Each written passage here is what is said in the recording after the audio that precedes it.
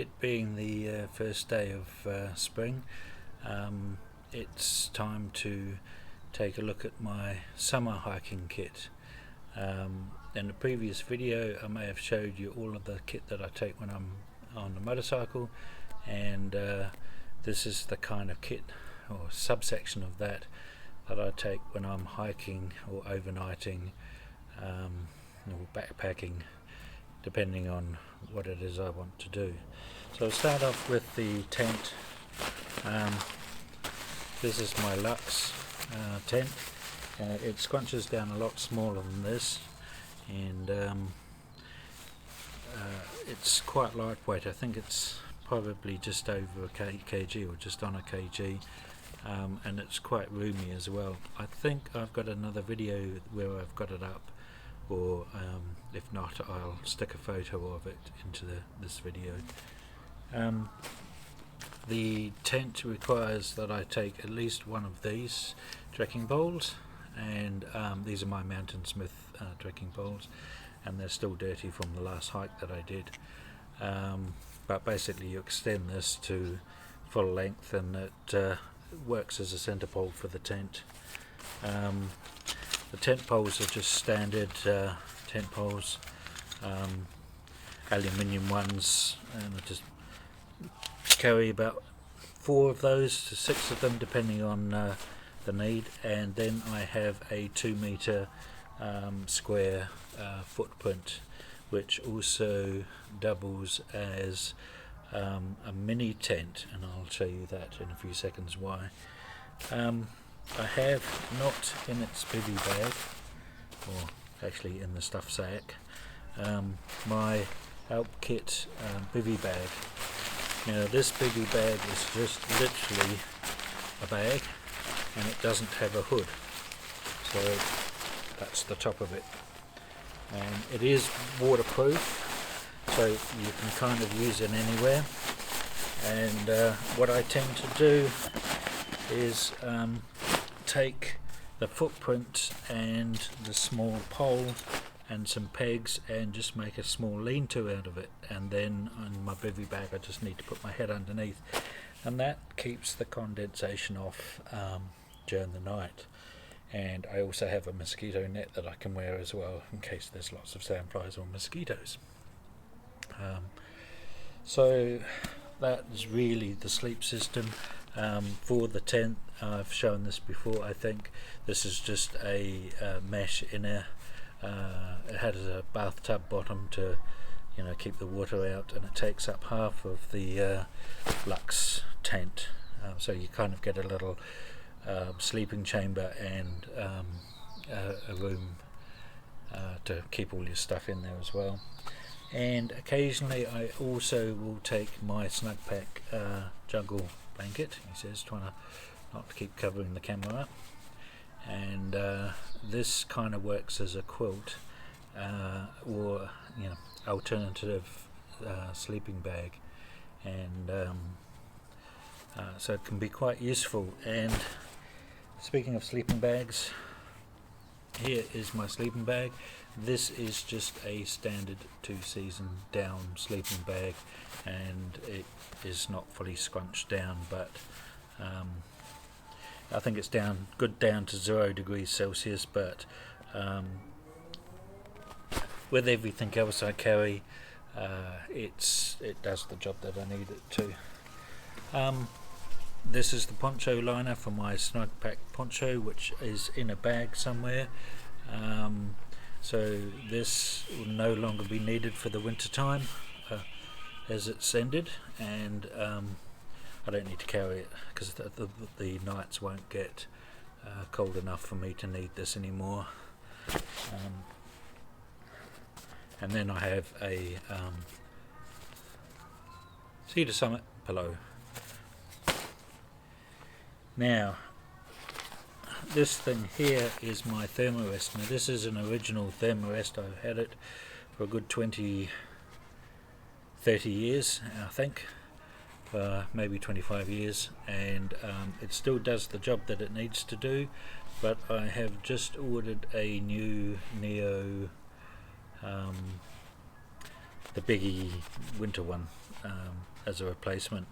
This, by the way, weighs 600 grams, all scrunched up like this, so it's not heavy, but it tends to be a little bit bulky, so I'm just trying to get down of the pack space. So the next thing I have is medical kit. I've done a review on this before, so I'll try and link to the other video. This goes everywhere, and it goes in the back of the motorcycle, and it goes in the back of the car when I'm car camping. My wash kit. Now there is a Cedar Summit towel in there. There's various soaps and toothpaste and toothbrush and a washing line and some Body Glide hiking stuff, various other little bits and pieces. That tends to go everywhere with me. My ice spikes, winter kit, so these will go by the wayside for the next 6 months or so. This is my food bag. It's a bit well used, but what I tend to keep in there is coffee, sugar and food, and if I can just grab one of these. So this breakfast, that's just oatmeal, raisins and milk powder, and I just need to chuck in some water, bring it to the boil. Dehydrated meals, I've taken them all out, so I must have eaten them the last time I was using it, this bag, but I usually keep 2 or 3 dehydrated meals in there. And now you'll have to excuse me if I keep looking down. It's because I've got a video screen in front of me and it should be up where the camera lens is. This is a pot and a cup. They just expand out. Seem to do the job. I like it better than a tin cup because they don't take up much space and scrunchable. And platypus water bag, 2 litres. This typically contains my cooking water, so usually it's about 1 litre a night or 1 litre a day I get through the time I've had coffee and rehydrated a meal.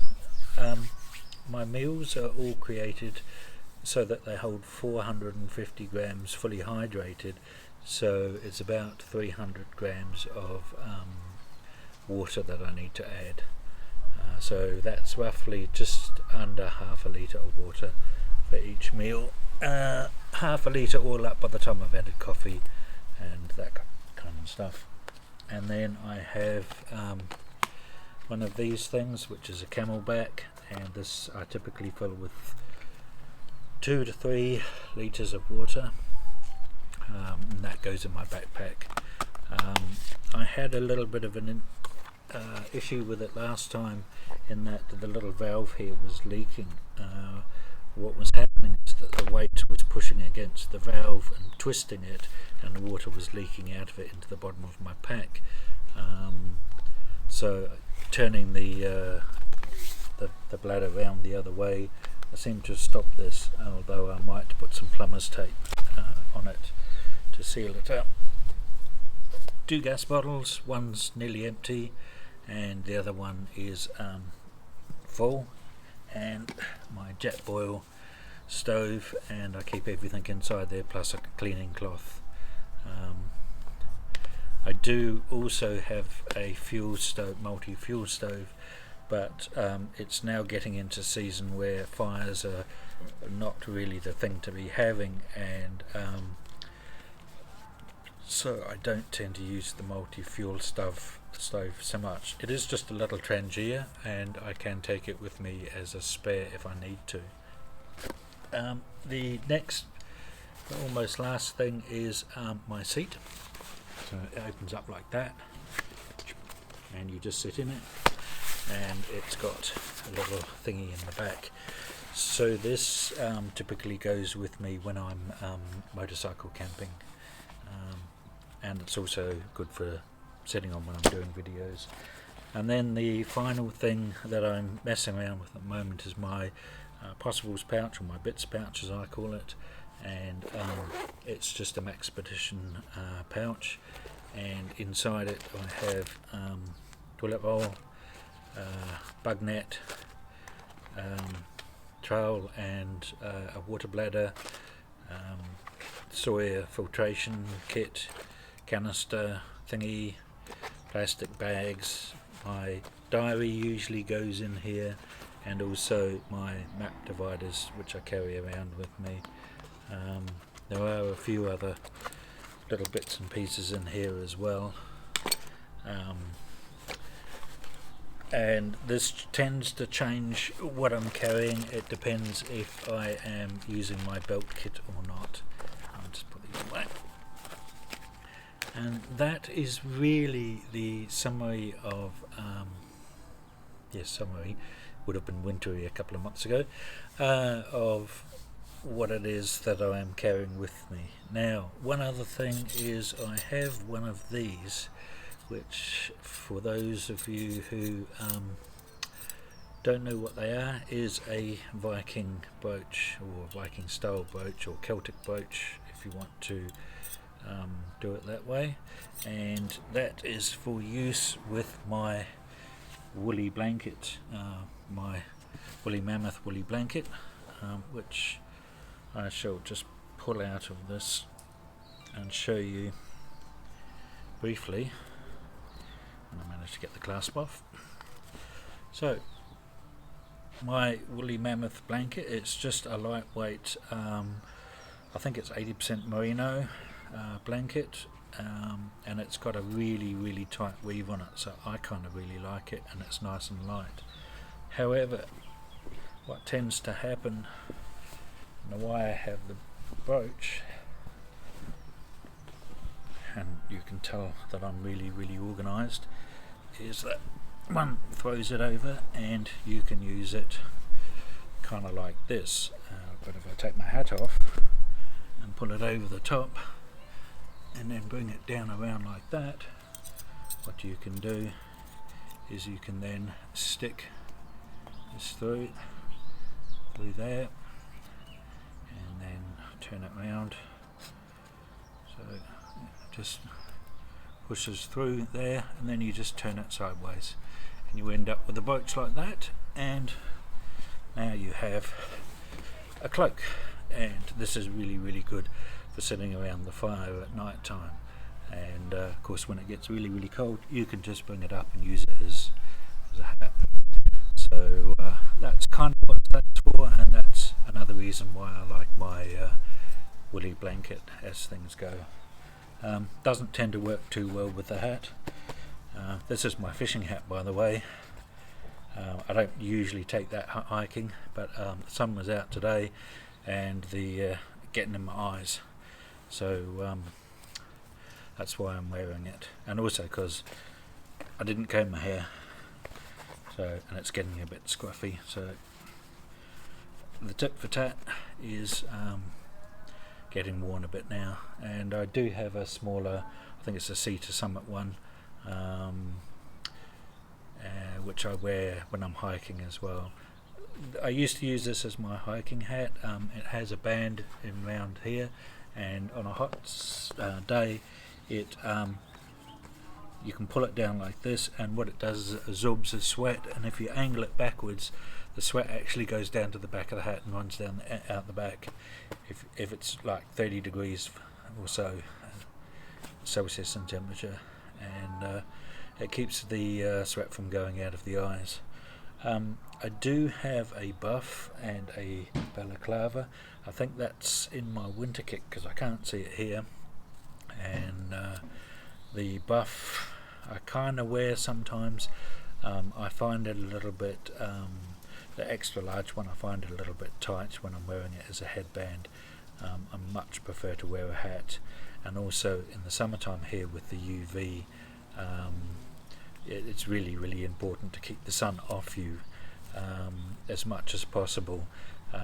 The factor 80 sunblock, you know, we're only talking an hour or so's worth of skin protection there, and then you have to reapply it, and it starts to run into your eyes with the sweat and everything else in the summertime. So my preference is to cover up where possible, and then you don't really have to worry about getting sunburned or wearing all the various creams and potions and stuff.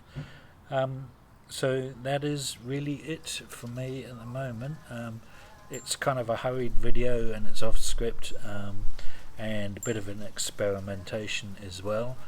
I will do another video at some stage with the kit that I was using here in making this video. I had tried to do it using 4K, but I've decided that 4K does require some high-end camera equipment capable of doing it.